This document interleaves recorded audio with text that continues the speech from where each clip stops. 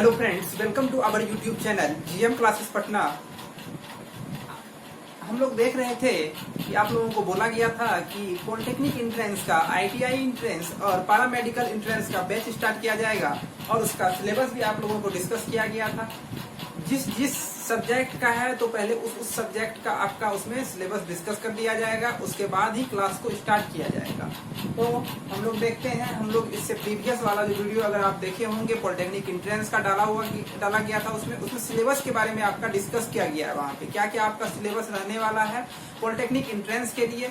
लगभग ITI entrance के लिए भी वही रहता है और पैरामेडिकल एंट्रेंस में फिजिक्स में जो आपको पढ़ना है वही सब चैप्टर लगभग आपको वहाँ से पढ़ना है। ठीक है, तो आज जो हम लोग सिलेबस जो देखे थे उसमें पहला चैप्टर जो आप उसमें देखे होंगे मात्रक एवं विमा। उसमें क्या था? मात्रक एवं विमा, यूनिट एंड डायमेंशन। क्या था? यूनिट एंड डायमेंशन चैप्टर था फर्स्ट। तो उसी में हम लोग पढ़ेंगे यूनिट किसको कहते हैं, फिर उसमें विमा किसको कहते हैं, उसका क्या क्या एग्जाम्पल है। ठीक है, मात्रक में किस किस चीज का मात्रक क्या होता है, उसका हम लोग डायमेंशन कैसे निकालेंगे, इन चीजों को देखेंगे फर्स्ट चैप्टर में। मात्रक एवं विमा, यूनिट एंड डायमेंशन के चैप्टर में हम लोग उसको देखेंगे, डिस्कस करेंगे। तो आइए देखते हैं वन बाय वन करके। मात्रक क्या होता है? तो पहले आप बोलिएगा मात्रक क्या होता है? किसी भी चीज को आप लेने जाते हैं बाजार में या कहीं पे भी कुछ खरीदने जाते हैं तो मात्रक जो है आपका सबसे इम्पोर्टेंट रोल वहाँ पे प्ले करता है, मीन्स वहाँ पे निभाता है। किसी भी चीज का मात्रक जो है वो एसआई यूनिट जो है वो फिक्स कर दिया गया है, उसी के अनुसार आप उस चीज को बोलते हैं कि इतना हमको दे दीजिए। कोई चीज अगर कपड़ा उपड़ा लेने जाते हैं तो मीटर या सेंटीमीटर में ले लेते हैं, या कोई खरीदने जाते हैं जैसे क्रॉस सब खरीदने जाते हैं या बेचने जाते हैं तो वहाँ पे किलोग्राम या ग्राम में आप लोग लेते हैं। कोई भी लिक्विड वाला चीज लेने जाते हैं तो उसको एमएल में लेते हैं। ठीक है, तो आइए हम लोग देखते हैं यहाँ पे मात्रक एवं विमा का पहला जो है हम लोगों को मात्रक क्या होता है उनके बारे में जानेंगे। यूनिट्स क्या है? तो आप बोलिएगा यूनिट्स क्या है? यूनिट्स मात्रक किसे कहते हैं आपसे पूछेगा तो बोलिएगा किसी भी भौतिक राशि को व्यक्त करने के लिए हमें दो चीजों की आवश्यकता होती है। किन किन चीजों की आवश्यकता होती है? एक आपका संख्यात्मक मान का आवश्यकता होता है, एक आपका मात्रक का आवश्यकता होता है। संख्यात्मक मान अगर आपका नहीं दिया हुआ है तो आप किसी चीज को खरीदने वहां पे जाइएगा दुकान में या कहीं पे वही खरीद रहे हैं तो आप वहां पे ये नहीं ना बोलिएगा कि इतना केजी, मतलब जैसे चावल लेना है या दाल लेना है, कुछ भी लेना है तो आप वहां पे क्या बोलिएगा कि चावल कितना केजी, मतलब संख्यात्मक मान कुछ 1 KG, 2 KG, 3 KG, 4 KG, 5 KG, ये सब तो आपको बोलना पड़ेगा वहां पे। डायरेक्ट तो आप नहीं बोल सकते हैं कि चावल केजी दे दीजिए, और कुछ ना कुछ लगाना पड़ेगा। तो दोनों ही अपने आप में क्या करते हैं, बहुत ज्यादा ही इम्पोर्टेंट है। मात्रक के व्यू से देखें तो संख्यात्मक मान का भी होना बहुत ही ज्यादा जरूरी होता है और मात्रक का भी आपका होना बहुत ही ज्यादा वहाँ पे जरूरी होता है। दोनों में कोई एक अगर नहीं है तो हम लोग क्या करते हैं, सामने वाला को नहीं बोल पाएंगे कि इतना केजी हमको दीजिए, इतना सेंटीमीटर दीजिए। ठीक है, जैसे चावल ले गए, मात्रक ही नहीं पता है आपको तो टू क्या बोलिएगा? 2 केजी, 2 क्या कहते हैं ग्राम, क्या वो भी कंफ्यूज कर जाएगा आगे वाला जिसको आप बोल रहे हैं। ठीक है, तो इसीलिए मात्रक को डिनोट करने के लिए आपको दो चीजों की आवश्यकता होती है। एक आपका संख्यात्मक मान, न्यूमेरिकल वैल्यू, और दूसरा जो है आपका यूनिट्स। किन चीजों की आवश्यकता होती है? दो चीजों की आवश्यकता होती है मात्रक को डिफाइन करने के लिए। ठीक है, हम लोग ये नहीं पढ़ेंगे कि कहते किसको है, ठीक है, वो सब देख लेंगे छोटा छोटा। तो डिफाइन करने के लिए जो ज्यादा इंपॉर्टेंट है उसको डिफाइन करने के लिए देख लेंगे। बाद बाकी जो इंपॉर्टेंट मतलब एग्जाम में आने वाला है, एग्जाम पॉइंट ऑफ व्यू से आपका जो भी इंपॉर्टेंट रहने वाला है उन चीजों को हम लोग सिंपल लाइन में देखेंगे और डिस्कस करेंगे। इसी से आपका जो है वहाँ पे क्वेश्चन बनेगा फिजिक्स का। ठीक है, तो आइए देखते हैं, और साथ में आपका यहाँ पे बताया भी जाएगा कि आपको ये जो है अंडरलाइन करना है तो उसको अच्छे से अंडरलाइन कर लीजिएगा रेड पेन से, कि आपके एग्जाम में जो आपका प्रैक्टिस सेट आप खरीदिएगा उससे आपका क्वेश्चन आसानी वे में सॉल्व हो सके। ठीक है, तो देखिए मात्रक में आपका दो चीजों का होना आवश्यक था, संख्यात्मक मान और मात्रक का। ठीक है, तो यहाँ पे देखिए एग्जाम्पल भी लिया गया है। जैसे हम लोग 2 केजी कोई चीज खरीदने गए, ठीक है, 2 केजी है, 3 केजी है, तो 2 इसमें जो है संख्यात्मक मान है। क्या है? संख्यात्मक मान। और केजी जो दिया गया है आपका वो मात्रक है, यूनिट। ठीक है, नेक्स्ट हम लोग अब देखेंगे मात्रकों की पद्धतियां, सिस्टम ऑफ यूनिट्स। पहले हम लोगों के मतलब अभी से पहले कुछ साल पहले मीन्स 100 साल का लीजिए, उससे पहले, ठीक है, 100-150 साल पहले हम लोगों के दादा सब के जमाने में क्या होता था, पहले तो ये सब एसआई यूनिट सब नहीं आया था। तो आदमी जितना मतलब जैसे कुछ एक बेस मान लिया, उस अनुसार से उसको नाप के अगले वाले को देता था, फिर उसी वस्तु से फिर नाप के फिर ले लेता था, ठीक है। तो पहले ऐसे होता था, पहले एसआई यूनिट सब आपका नहीं आया था। तो उसके बाद जो है आपका एसआई यूनिट आने से पहले आपका कुछ यूनिट था, सीजीएस यूनिट था, सीजीएस पद्धति था, ठीक है, एफपीएस पद्धति था, एमकेएस पद्धति था। ये तीन आपका पद्धति एसआई यूनिट आने के पहले था, ठीक है। उसके बाद मॉडिफाई करके इसी में से एक को मॉडिफाई करके एसआई यूनिट आपका लाया गया। उसी की मदद से आज हम लोग कोई भी चीज को खरीदते हैं, कोई भी चीज को बेचते हैं, तो हम लोग मात्रक का यूज करते हैं, ठीक है।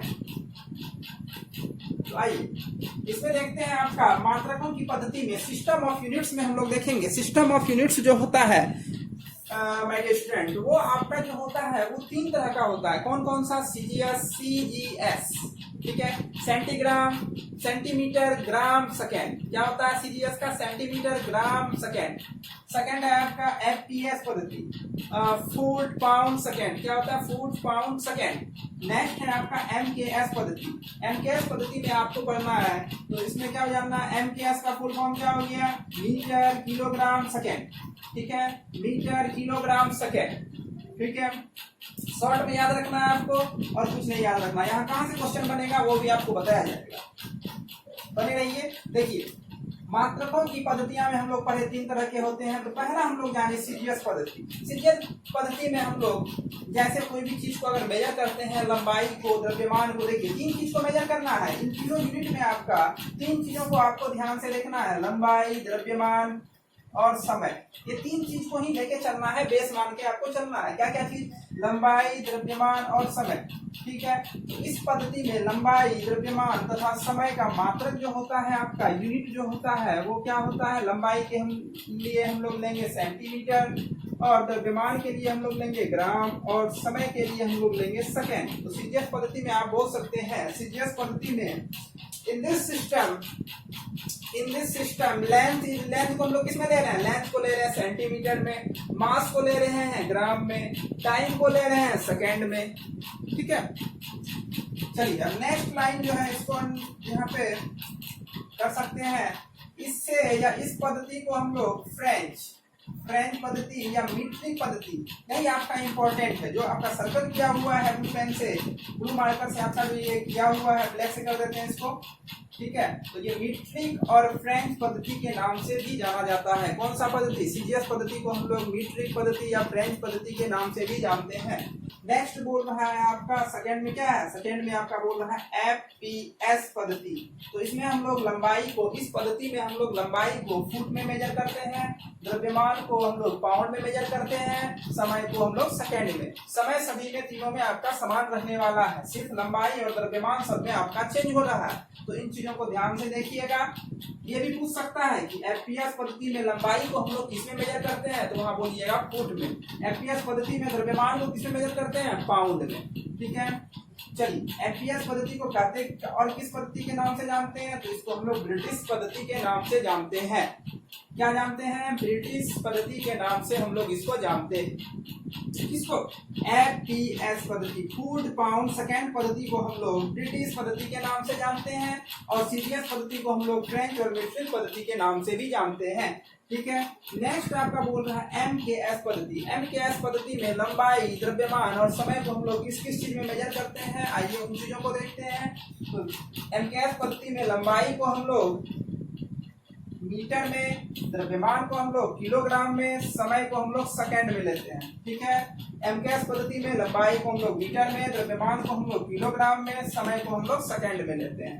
नेक्स्ट आपका बोल रहा है इसे मीट्रिक पद्धति के नाम से भी जानते हैं। पहला वाला को सीजीएस को भी मीट्रिक जान रहे थे और एमकेएस को भी मीट्रिक पद्धति के नाम से भी जानते हैं, ठीक है। तो ये आपका जितना सर्कल किया हुआ है इसको अच्छे से आपको पढ़ना है। पहले नोट्स बना लीजिएगा प्रॉपर, एक नोट्स जैसे जैसे लेक्चर हो रहा है वैसे वैसे आप नोट्स बना लीजिएगा कि आपको एग्जाम के टाइम में ज्यादा परेशानी नहीं हुई, ठीक है। और स्टार्टिंग से पढ़ते जाइए, जुड़े रहिए चैनल से। नेक्स्ट आपका बोल रहा है, ये तो हो गया सिस्टम ऑफ यूनिट्स में 3 तरह के हम लोग पढ़े, सीजीएस, एफपीएस, एमकेएस, ठीक है। नेक्स्ट अब हम लोग देखेंगे भौतिक राशियों के प्रकार, ठीक है। Types of physical quantity, means हम लोग मात्रक पढ़े, सिस्टम ऑफ यूनिट्स पढ़े, हम लोग पढ़ेंगे फिजिकल क्वांटिटी क्या होता है, इनके बारे में जानेंगे। तो बोल रहा है भौतिक राशियां जो होती है वो आपका 3 तरह का होता है। कितने तरह का होता है? 3 तरह का होता है। तो इसमें बोलना है कि पहला जो होता है आपका कौन सा होता है, वो फंडामेंटल क्वांटिटी या बेस क्वांटिटी, इसी को कहते हैं फंडामेंटल क्वांटिटी। इसको हिंदी में हम लोग मूल राशि कहते हैं। इसको डिफाइन कैसे करेंगे और इसमें कितने यूनिट्स आपका मतलब इसमें बिलोंग करते हैं या आते हैं, उन चीजों को देखेंगे, यहाँ पे लिखा गया। नेक्स्ट आपका बोल रहा है व्युत्पन्न राशियां। सेकेंड इसमें कौन सा राशि आता है? व्युत्पन्न राशियां या मात्रक भी आप बोल सकते हैं। किसी बुक में आपका राशि दिया रहता है और किसी बुक में आपका मात्रक दिया हुआ रहता है। तो इससे ज्यादा टेंशन नहीं लेना है कि इसमें मात्रक है उसमें राशि, ठीक है। तो दोनों बात यहाँ पे बताया गया आपको।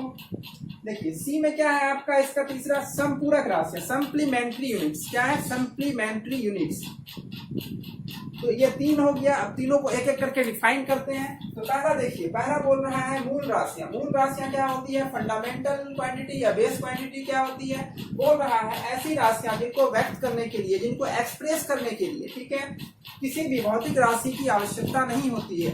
मीन्स हमें कोई भी फिजिकल क्वांटिटी की आवश्यकता नहीं होती है। इसको हम लोग फंडामेंटल क्वांटिटी या बेस क्वांटिटी कहेंगे। क्या कहेंगे? मूल राशियां किसको कहते हैं? फंडामेंटल क्वांटिटी या बेस क्वांटिटी किसको कहते हैं? तो बोलिएगा ऐसी भौतिक राशि या ऐसी राशियां जिनको व्यक्त करने के लिए किसी भी भौतिक राशि की आवश्यकता नहीं होती है, उसको हम लोग मूल राशियां, फंडामेंटल क्वांटिटी या बेस क्वांटिटी कहते हैं। क्या कहते हैं? फंडामेंटल क्वांटिटी या बेस क्वांटिटी उसको हम कहते हैं। ये कितने होते हैं? तो ये इनकी संख्या जो है वो 7 होती है, ठीक है। कौन कौन सा है यहाँ पे लिखा गया है, उसको भी डिस्कस कर लेते हैं पहले। तो पहले देखिए इसकी संख्या कितनी होती है? 7 होती है। तो इसकी कौन कौन सा है? लंबाई है, द्रव्यमान है, समय है, तापमान है, धारा है, ज्योति तीव्रता है और पदार्थ की मात्रा है। ये 7 ऐसी फिजिकल क्वांटिटी है जो आपका मूल राशियों के अंतर्गत आता है। तो ये कभी भी लंबाई, द्रव्यमान, समय, तापमान, धारा, ज्योति तीव्रता और पदार्थ की मात्रा जो है ये कभी भी कोई भी फिजिकल क्वांटिटी पे आपका डिपेंड नहीं करेगा, ठीक है।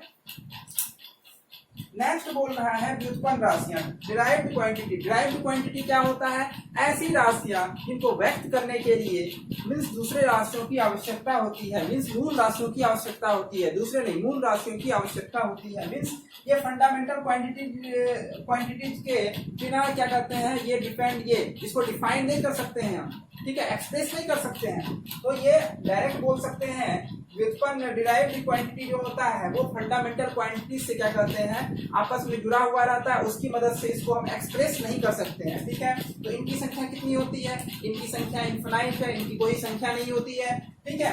तो एग्जाम्पल में लिया गया है क्षेत्रफल, आयतन, कार्य, ऊर्जा इत्यादि, मीन्स और कुछ भी हो सकता है, ठीक है। नेक्स्ट हम लोग देखेंगे संपूरक राशियां, सप्लीमेंट्री यूनिट्स या क्वांटिटी, ठीक है।